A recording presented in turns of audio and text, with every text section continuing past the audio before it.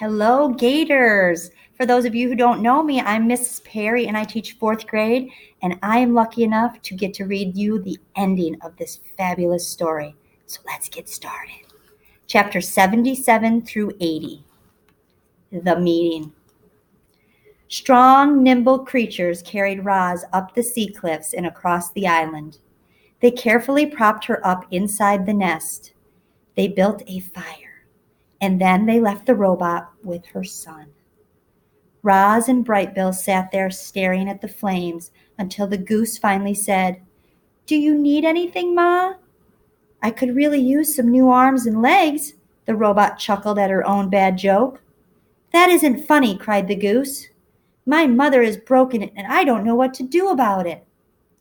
"I am sorry for joking." Roz adjusted her voice to a more serious tone.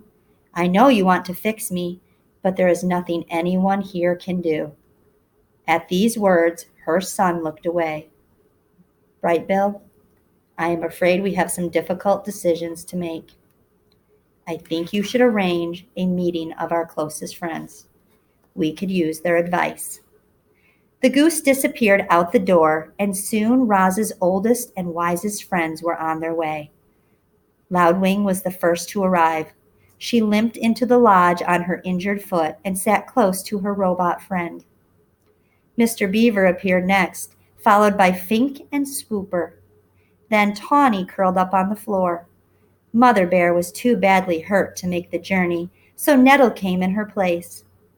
She sat in the garden with her enormous head jutting in through the doorway. Brightbill returned with Chit-Chat, who was nursing her burned tail. The last one to crawl in was Crag, the old turtle. Once everyone was there, the meeting began. The group talked all through the night. They discussed the Ricos. They discussed what to do about Roz. They discussed how to keep the island safe. There were stark differences of opinion and tempers flared. But by daybreak, the group had agreed to a plan of action. That morning, the dawn truce didn't take place in the Great Meadow. Instead, it took place in a small meadow by the foot of the mountain in front of the airship. Weary animals quietly hobbled into the clearing. The only sounds came from a gurgling brook that wound through the gathering and right past our robot. Roz sat in the wet grass. She was leaning against a rock. She looked so sad and frail. However, she still had her thoughts and her words. And for the moment, that was all she needed. "Good morning, animals of the island," Roz's voice filled the meadow. "I must look strange to you, all beaten up like this, but I hope I still sound like your old friend." Hundreds of heads nodded. You fought bravely yesterday. You risked your lives defending me, and I am eternally grateful. But many of our friends were wounded. Some may never recover. And this is worse news. And there is worse news. Before the last Rico died, he told me that more of his kind will come to our island. They might already be on the way. And even if we defeat them, still more will come. My makers will not rest until all of their property has been retrieved. They want the dead robots. They want the broken parts. They want me. The crowd was silent. But I care about this island far too much to put any more lives in danger, and so, my friends, I must leave. Voices cried out, "Don't go, Roz! Next time we'll be prepared. We risked our lives so you could stay." "I hear you," the robot's voice cut through the din. "But look at me. My body is ruined, and the Rico said the only ones who can help me are my makers." "What if he lied?" howled a voice. "You can't trust those monsters." "You are right," said Roz. "He might have been lying, and there may be no hope for me. But that is a chance I have to take. Animals, you taught me to be wild. I want to be wild again, and so I must try to get the repairs I need. It is for the good of me and the island that I return to my makers." A calm settled over the crowd. They knew Roz was right. Chapter 78, The Farewell. Our robot had an army of animals at her command, and she asked them to bring every robot part and rifle back to the airship. Absolutely everything had to go. It was the only way to be sure that the Ricos would never come back. The island animals had no trouble locating the remains of the dead robots. Retrieving those remains took a bit more effort, but they were up to the challenge. Teams of clever creatures returned with robot parts of different shapes and sizes. Smashed heads and broken rifles and twisted tubes and heavy bodies were all loaded into the ship until the entire island had been cleared. Even the tiniest scraps were collected. It's amazing what an army of animals can do. A light mist was falling when they finally heaved Roz through the ship's doorway. Her head slowly turned around to face the crowd of geese and beavers and owls and insects and foxes and raccoons and vultures and moose and bears and opossums and fish and deer and otters and turtles and woodpeckers and squirrels and frogs and hares and on and on. Every animal on the island had come to give the robot a proper send-off. Goodbye, you wild animals, Roz's voice echoed through the gray mist.